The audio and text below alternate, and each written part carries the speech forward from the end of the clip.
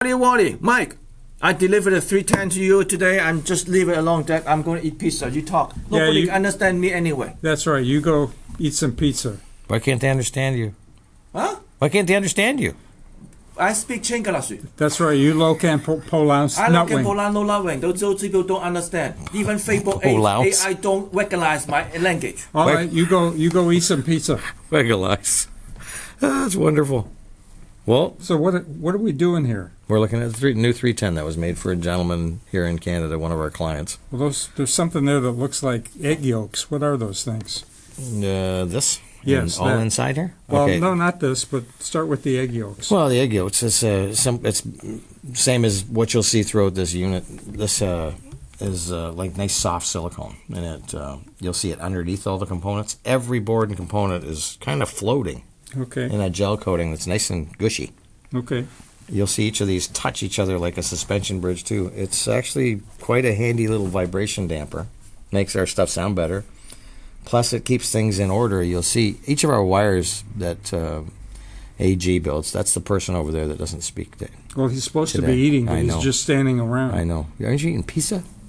So you got these things. You see they all touch and hold suspension bridge each other apart. All through this unit, you'll see everything together. These have all been set in a specific place to function at their very best. And now that they're in that position, this holds them there and also helps damp them. So none of this stuff can move around, which is a wonderful way to have perfect control when you design and sniff out when something's working the way you want it, it sounds the way you want, or you've scoped it the way you wanted. You get it to stay there. You'll also notice a great, look at the major star ground in here where all of the grounds come into one position with perfect lead solders. What are these copper-looking thingies here? Copper-looking things, the traces in the inside the unit? Those copper rails. And these things here are all your contacts. You'll see, well, the back you can see, guys, is this particular unit was made special. It has dual XLR outputs, so we can drive biamp by wire and into crossovers or multiple things with good preamp control. 2 inputs in XLR that co-join with RCA. You see, Walt? Okay. You can do RCA and or. Okay. And each of 2 of those inputs, the other 3 are straight single-ended RCA. It's a fully balanced preamplifier. Okay. And there's multiple drive boards, and each of these boards, which is wonderful, you see all the tiny little capacitors and resistors that are in our design boards, and they're silver and hand soldered. Every part is picked by Gilbert Yeung, matched left and right side. There is some rejection. He gets what he wants, and then hand does every single one of these. These are not wave soldered. They're not pre-purchased. Can you imagine the amount of work that goes into all this? Well, I can imagine that there isn't going to be any other manufacturer that's going to do something like that. No. That's what I can imagine. Getting down to, even if you see this, you see how they have this, you have 2 bolts here on our Mage. This is a 5-input switch, and you'll see it give a little when I turn it. See it just give a little bit inside here? The plate moves. Yeah. And it's damped here so the bolts never let go. And that little give actually makes the switch last longer. Because there's not as much friction fighting. Yeah. So it's there's a little bit of genius in every little thing she does and he does that make these things kind of stand the test of time as singular handmade components. It's wonderful to see them. Well, I know that the switches certainly make it feel nice. They do. And the switch is a good kinetic switch. We don't use any logic circuits inside here, no electronical circuits, hundreds and hundreds of connections touching the signal path. Mechanical. Everything's mechanical, is what you guys out there should look for, as much mechanical stuff as you can. One, it sounds much better and far less connection to the signal path. And 2, it's serviceable, so you don't have to throw it out. We all know with surround receivers and all the things that have tons of buttons and remote controls, that's good for about 8 to 12 years, sometimes 15, and then we chuck them. And we don't want to do that. These should last you a lifetime. So is there a reason that we see silicone here? Yeah, and because each of these things, here. Every wire counts. If you look in the back, Joel's got the camera going. I think Gilbert went outside. All of these are in the signal path, and this is silver and Teflon, left and right there. You'll see the red and blue, and the wires in red and blues. None of them touch, and they're all suspension bridged and damped. And Gilbert will use these and scope them out to sniff them so they're all in the position that's best suited for where it's run. And like you don't run these they're running through capacitor bases. I've seen them go underneath boards. You'll see, if you look inside units and you see things go underneath boards or around near power supplies, near main transformers or anything, you can run into a problem. This particular unit has a connection at the back. The power supply is separate. It's a box about this big. And it will connect into the back of this and run the power supply. So any transformer interference, hum, buzz, or things from normal transformer windings can't affect the inside of here. Well, you're actually telling me some things that I've never heard before, like the proper alignment of wires and suspension bridges, and those are just things that I've never heard about before. So I guess Gilbert thinks those things are pretty important. Well, and they are. Anybody that owns a turntable knows that if they take their cartridge, move it to the center near the motor, or wave it near any motor or any transformer, they'll hear it through the whole system. That happens, radio frequency or EMI, electromagnetic interference, can happen anywhere when power supplies, which emit a lot of energy, are near sensitive components. We don't want that. Well, I know that some Not for people, music. It's okay for a light. Well, some people, including myself, we can actually hear police calls.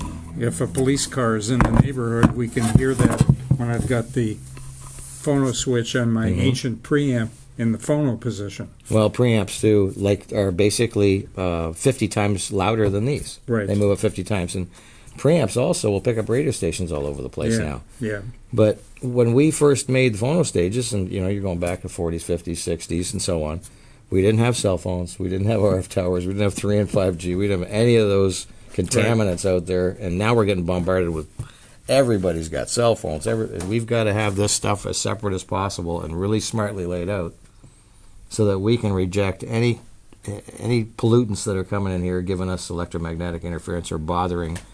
Well, what you want is a midnight black soundstage, the background. So rather than an afterthought, from the ground up, it was made and designed to do That's that, right. which is reject that stuff. Yeah, you see another thing on our preamplifiers, and all of them, there's a ground lift Okay. and a ground post. You can actually lift the ground from the power that's coming from the power supply, and it just gives you more flexibility with ground. It's all good things, and there's nothing in here to break. And the front of it, I think, artistically is beautiful. You see the front in there, and it shows the 5-input switch and a volume control. And that's basically all you see. Is there a power switch on here? Yeah. No. No, there's no power switch. It stays on at all times. A power switch is another spiky, snappy thing in the signal path that we don't need. And preamplifier, guys, is the sensitive part of gear. So it's really delicate. It's not a power amplifier. So when you're separating these, if you do a good job like this, you're pretty happy. And this is about 5 to 10 times less than everything else in the industry that performs anywhere close to it, and nothing performs anywhere close to it, to be truthful. Yeah, I heard you say that today. You talked to a couple customers on the phone, and you were having a lengthy discussion with them about various units and how they compare against other things, and I was kind of fascinated by that discussion too. So I'm trying to help people not sell things. We've never been a box moving brothel or any. The overhead here is minimal. I have no employees, and there's a reason for that. My job is to help you use all the tools we have to select the audio for yourself. That's in the budget you're looking for and all that stuff. To sell things, I don't care. I've been doing it for so many years. It's just a living. No one's ever going to get super wealthy doing this. And I ran into certain people, assets over the years, this being the largest single one gifted asset. Don't you listen, because your stuff sucks and it needs to get better. I can't listen to you because I know it's bad. I don't think you're good enough. And none of your stuff sounds very good. There's nothing going to break, I know. and I said I'm going Well, to you say can that break we have it. a service department, although it's Yeah, small. you're it. But it's still it's still running. Yeah, well, in my dozen years, we haven't had any service department issues. Oh, we had one amp in where a guy had a short. Yeah, A by dead year short. wig. Earwig short, no, and a guy took the wires and snapped them together while the amplifier was on. Cool. Oh yeah, that guy. That's it. So, I don't know why you got a repair department. Anyway, I guess to repair... My repair department is like Costco hot dog. Yeah. It's a good wheel surface. Anyway, the chances of us running into a designer that's going to make stuff from scratch, and I mean every part from literal scratch. Well, it really looks It's like never a going to happen again. work of art inside. So Well, therein lies the benefit too, because one of these is lead solder, and we talked about lead solder for. You know UE that does they want lead-free solder for your approval. Well, let's take a look at what's exempt from that. One is military, aerospace, medical, infrastructure in the grid, telecommunications infrastructure, and test instruments. Aren't those the kind of things you kind of want your stuff built like? I would think. But that lead-free solder, it's hard and it cracks. We used to have tube amplifiers, guys, and the tube sockets would go in there, and they get to 600 degrees. They get hot, and they move around, and they're brittle, and they have porcelain, and they age and get stiffer, and the solder can crack, and it does crack, causing all kinds of resistors that fail, tubes that are not connected correctly, and if you use lead solder, it gives a little bit, and it's a better connector. You can get more dense, and it stays together. It'll take heat.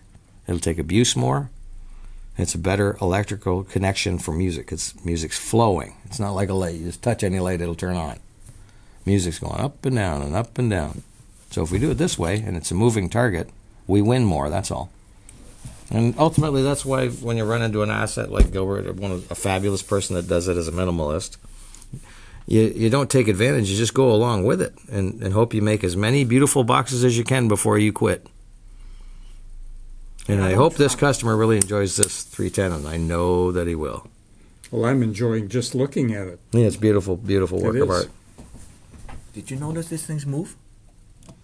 Yeah, I talked about that in the video. Yeah, we talked I about was that. eating You were these. outside. You were eating pizza. Well, Yeah, I'll get more pieces. Yeah, go get more pizza.